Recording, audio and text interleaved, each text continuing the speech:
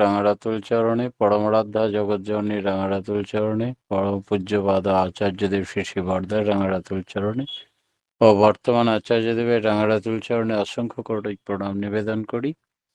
আজ অনলাইনে যুক্ত অমৃত পথযাত্রী দাদা ও মায়েরা যারা এতক্ষণ নাম অমৃত সুধা পান করলেন, তাদের মানব জীবন শ্রেষ্ঠ জীবনের একমাত্র উদ্দেশ্য ঈশ্বর প্রাপ্তি, তা যেন এই জীবনেই সফল হয় এই কাতর প্রার্থনা দয়ালের রাঙারাতুল চরণে। শ্রী শ্রী ঠাকুরকে জিজ্ঞেস করা হয়েছিল যে আপনার পূর্বচর্য কে? শ্রী শ্রী ঠাকুর বললেন, রাম, কৃষ্ণ, যিশু, হজরত রসুল সবাই আমার পূর্বাচার্য। তাহলে সাম্প্রদায়িক দঙ্গা লাগে কেন? শ্রী শ্রী ঠাকুর বললেন যে প্রেরিত পুরুষদের এতে কোনো দোষ নেই, দোষ হচ্ছে প্রচারকদের। প্রচারকরা যেমন করে বোঝায় তেমন করেই মানুষ বোঝে। তাই মহাপুরুষ এলেও সমস্যা আর ঘোচে না। ধর্মের জাগরণ তো আমাদের দেশে অনেকবার হয়েছে, তবুও এতবার মহাপুরুষ এসেছেন, তবুও সমস্যা মিটছে না কেন? শ্রী শ্রী ঠাকুর বললেন, পুরুষোত্তমের ধারা ঠিক আছে বরাবর, কিন্তু আমরা প্রোপাগেট বা প্রচার করতে গিয়ে ভুল করে ফেলি। বেশিরভাগই আমাদের দেশের মানুষ অজ্ঞ। নানা জন তাদের নানাভাবে কাজে লাগায়। মানুষ সত্যিকারের স্বার্থ কি বোঝেই না। তাই সত্তা পোষণের নীতিগুলি সবার মধ্যে সঞ্চারিত করা লাগে। এই কর্মসূচি যে বড় সময় সাপেক্ষ, এটাও ঠিক। আমরা ঈশ্বর যাকে বলি, পরমপিতা যাকে বলি, তার রাজ্যে ডবল প্রমোশন বা 2 ক্লাস লাফিয়ে লাফিয়ে উঠিয়ে দেওয়ার সিস্টেম নেই, বা কাউকে কনসেশন বা ছাড় দেওয়ারও সিস্টেম নেই। সেই জন্যে আমরা কর্মফল অনুযায়ী একেবারে ঠিক ঠিক সঠিক কর্ম যে করবে তার ফল তাকে পেতেই হবে। সেই কারণে মানুষ কিসে সুকেন্দ্রিক হবে? সদ্গুরু বা আচার্যে সুকেন্দ্রিক হতে হবে। এই সঙ্গতি কি করে আসবে? লাভ অ্যান্ড সার্ভিস, ভালোবাসা এবং সেবা দিয়ে। সদ্গুরুর এফেকশন, স্নেহ তো আমাদের প্রত্যেকের দরকার, কিন্তু সদ্গুরুর এফেকশন স্নেহ সকলের প্রতি আছেই। যেমন ঈশ্বরের এফেকশন আছে, পরমাত্মা যেমন তার আত্মিক সম্বেগে সবাইকে সঞ্চালনশীল করে রেখেছেন, তা চোর হলেও, ডাকাত হলেও, সাধু হলেও সকলের ভেতরেই তিনি সকলকে সঞ্চালনার ক্ষমতা দিয়েছেন, চলাফেরার ক্ষমতা দিয়েছেন। এবার যে যতক্ষণ তাকে ধরে রাখতে পারে, অনুভবের মাধ্যমে থাকতে পারে, তাই তার অ্যাফেকশন বা স্নেহ আমরা তখনই বোধ করতে পারব যখন আমরা তাতে মঙ্গলের অধিকারী হয়ে উঠব। আমাদের প্রত্যেকে কেন পরম জ্ঞানী হয়ে উঠি না? পরম সত্তা, প্রত্যেকটি সত্তা কেমন করে তাত্ত্বিক বিন্যাস লাভ করেছেন তা না জানলে পরম জ্ঞান লাভ হবে না। শ্রী শ্রী ঠাকুর, পরম সত্তা প্রত্যেকটি সত্তায় কেমন করে তাত্ত্বিক বিন্যাস লাভ করেছেন তা না জানলে পরম জ্ঞান লাভ হবে না। সব সমান বললে হলো না, সমানের মধ্যে আছে অসমান। তিনি নির্বিশেষ হয়েও প্রতিটি ব্যষ্টির সবিশেষ। ব্রহ্মজ্ঞান মানে ইংরেজিতে বলা হয় নলেজ অব বিকামিং, বৃদ্ধির জ্ঞান। ব্রহ্মচর্য মানেও বৃদ্ধির চর্চা। রেতোপাত বন্ধ করতে গেলে কিন্তু ব্রহ্মচর্য হয় না, কিন্তু বৃদ্ধির চলনচর্যার চলনে আপনি রেতপাত নিয়ন্ত্রণ হয়ে যায়। সাধু তারাই যারা সৎনিষ্ঠ হয়ে করণীয় নিষ্পন্ন করেন নিখুঁতভাবে। আচার্যের কাছে দীক্ষা নেওয়ার কথা শাস্ত্রে বলা আছে। যিনি আচরণ করে দেখেছেন, জেনেছেন, সদ্গুরু মানে যিনি বাঁচা বাড়ার পথ জানেন। আচ্ছা, তথাকথিত দীক্ষা কেমন ছিল? তথাকথিত দীক্ষায় অন্তত ওই রেখা থেকে বিলেই বাঁধার মতো রেখা টেনে দিয়ে বিড়ালকে বেঁধে রাখা। আগে নিয়ম ছিল কুলগত গুরু যিনি, তিনি দীক্ষা দেবেন আর বলে দেবেন সদ্গুরুকে জানো, এই ছোঁয়াটা তিনি দিয়ে দিতেন। তা না হলে দীক্ষা অপূর্ণ থেকে যায়। যেমন করে আপনারা অনেকেই জানেন, গ্রামগঞ্জে পাকমারারা পাখি শিকার করতে যায়। ঠিক পাখি ডালে বসে থাকে, তখন একটার পর একটা তীর উঁচু করতে করতে পেটের কাছাকাছি যখন লেগেছে, তখন প্রাণী হত্যা করব না বলে প্রাণীকে সাবধান করে দেওয়ার জন্য একটা আওয়াজ তুলে হুস, উড়িস বলে ওরা। পাখি তখন শুনতে পেল না, বুঝতেও পারল না, কিন্তু কাত হয়ে পড়ে গেল সেই তীরের আঘাতে। তাই সবেমাত্র এই কথাটা বলে, কিন্তু হত্যাটাই উদ্দেশ্য, ওকে বাঁচানো উদ্দেশ্য নয়।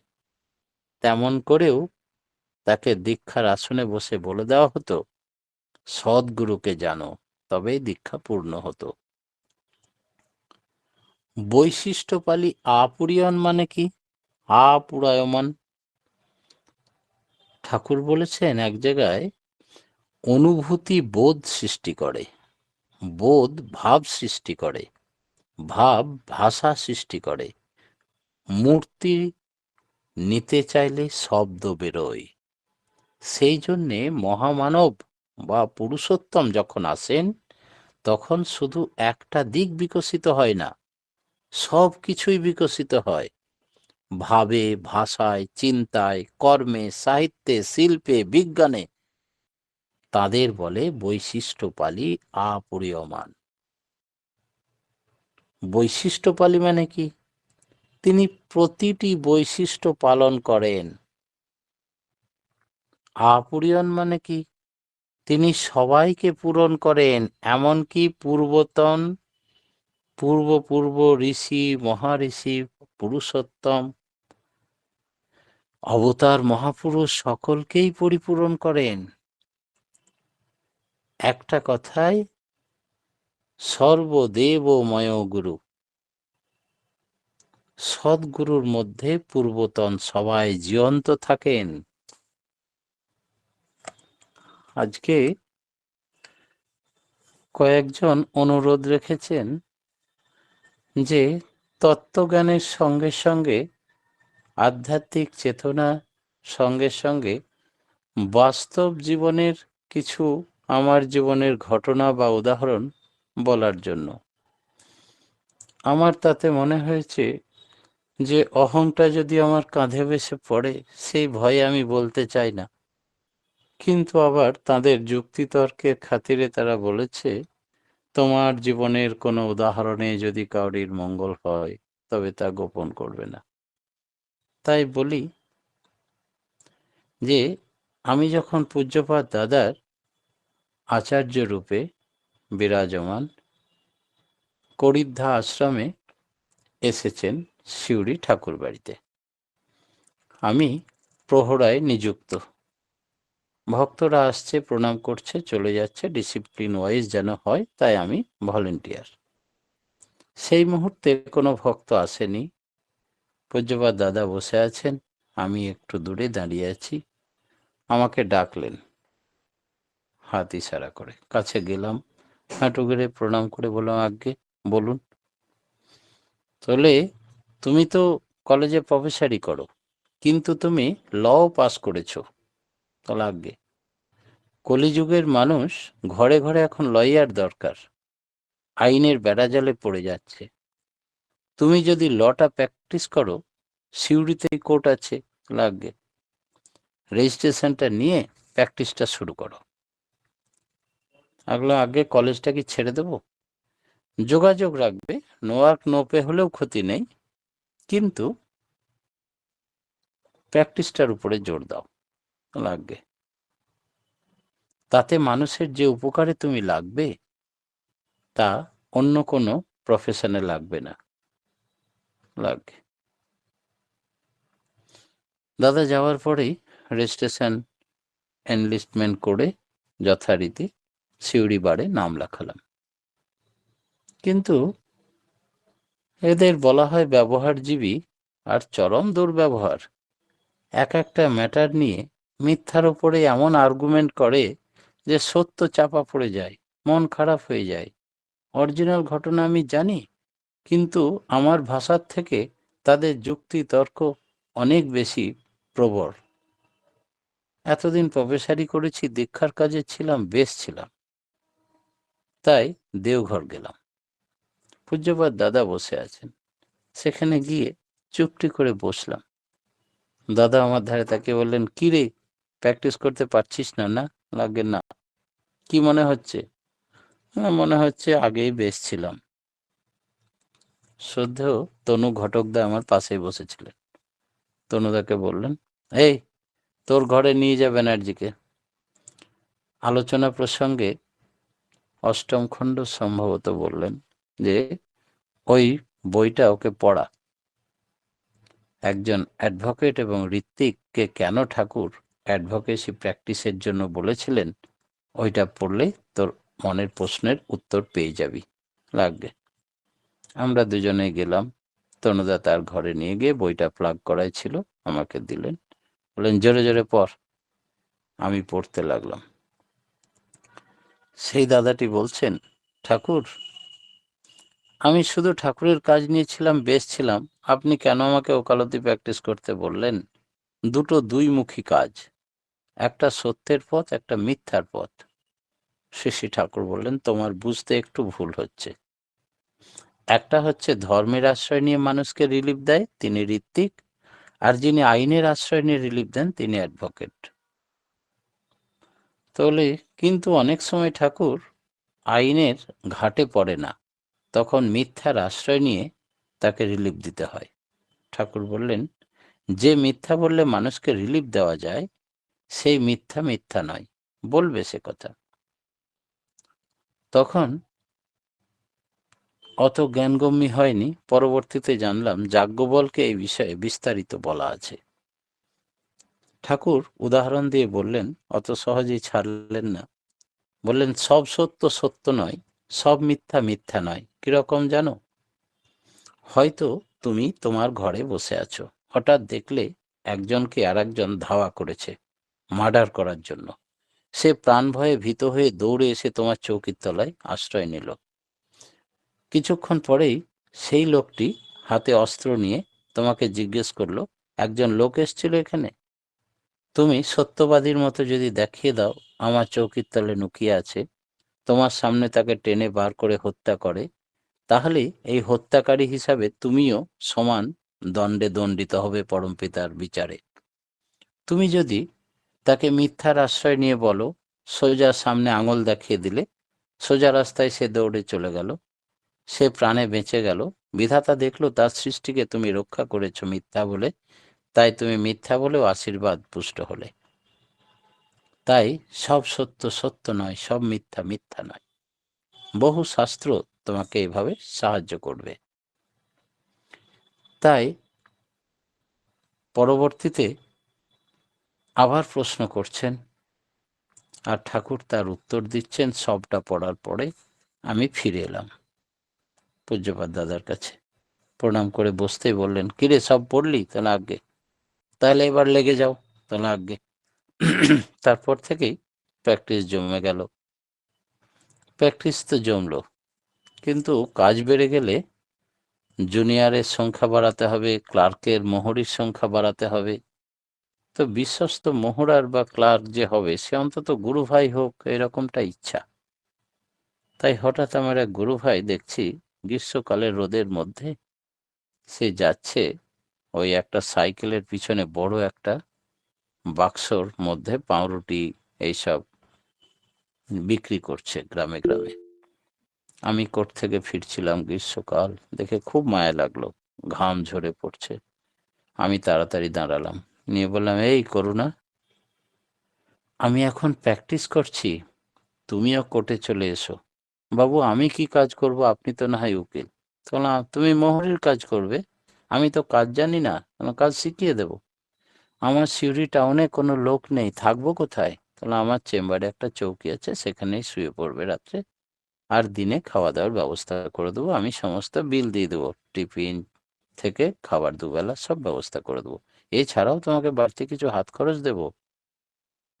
বেশ বাবু, আমি 7 দিনের মধ্যে ব্যবসা গুটিয়ে চলে আসছি।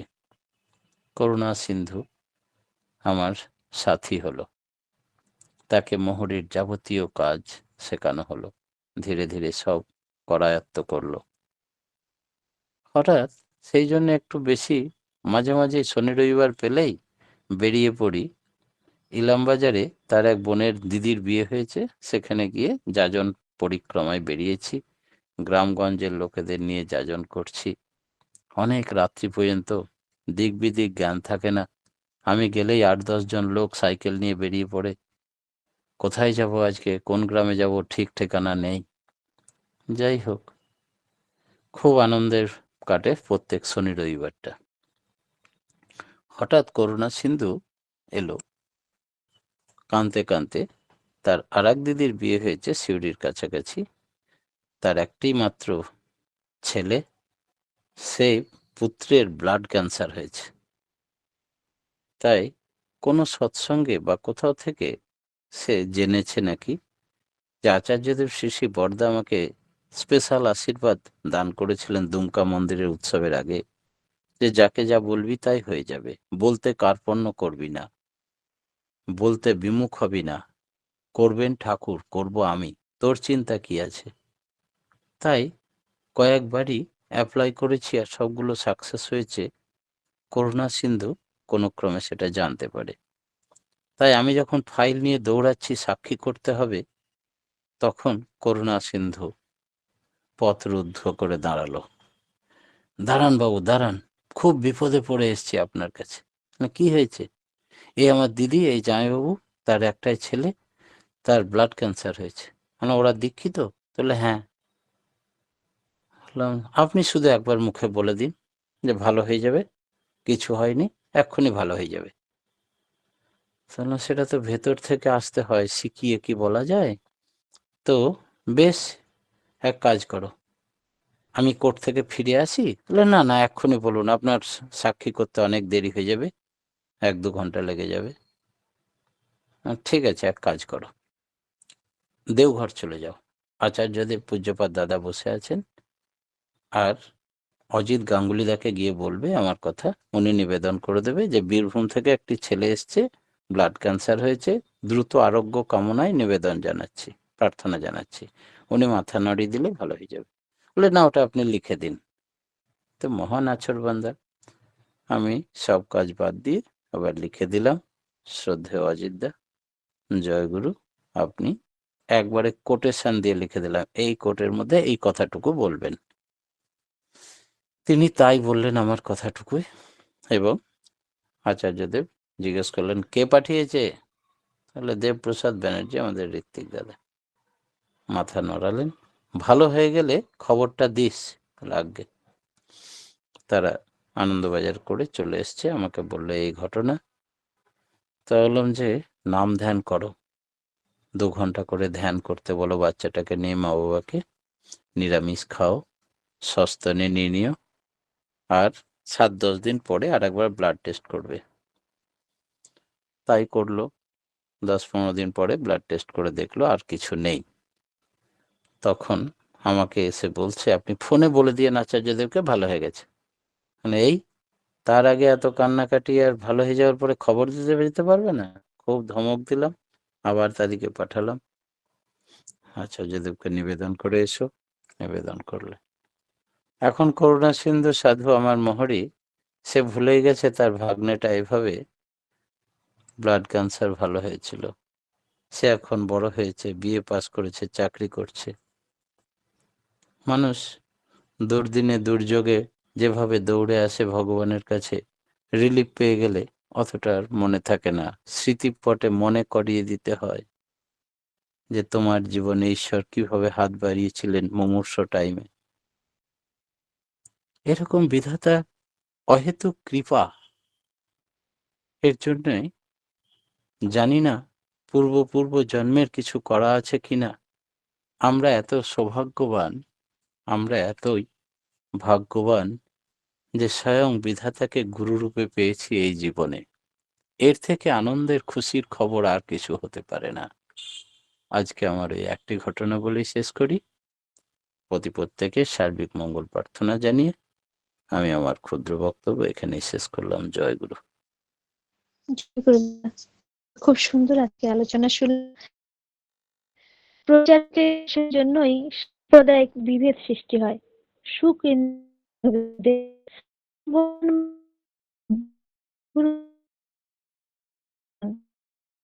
প্রতিটি বৈশিষ্ট্য পালন করেন এবং সব পূরণ করেন তিনি বৈশিষ্ট্যপালী অপূর্যমান। যে মিথ্যা বললে মানুষকে বাঁচানো যায়, মুক্তি পায়, সে মিথ্যা নয় তা আলোচনা করলেন। এবং নাম ধ্যান করলে ব্লাড ক্যান্সার রোগীও যে ভালো হয়ে যায় তার বাস্তব ঘটনা বলে আমাদের সমৃদ্ধ করলেন। জয় গুরু দাদা।